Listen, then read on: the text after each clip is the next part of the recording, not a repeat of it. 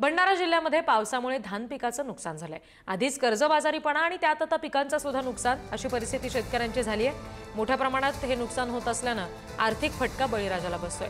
भंडारा जिल्हा हा धान उत्पादक जिल्हा म्हणून ओळखला जातो। जिल्ह्यातील शेतकरी धान पीक घेत असतात। आता ऑक्टोबर महिन्यामध्ये धान कापणीला आलेला असताना बऱ्याच शेतकऱ्यांनी शेतीवर धान पीक कापणी करून ठेवली, नंतर मळणी करून धान घरी नेणार होते, पण पावसानं होत्याचं नव्हतं केलंय। ही दृश्य आपण बघतोय। काल संध्याकाळी अचानक पावसानं हजेरी लावली आणि शेतात कापून ठेवलेलं धान पीक पूर्णपणे पाण्याखाली गेलं।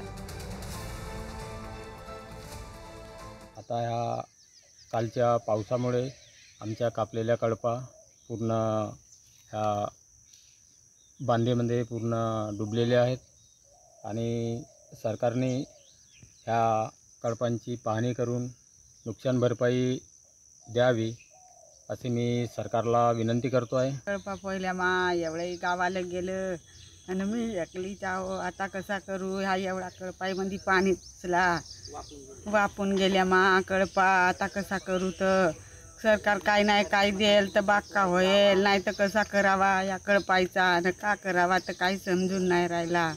ह्या पाण्यामध्ये पाणी एवढा येऊन राहिला, हा कसा करू तर काजे ना।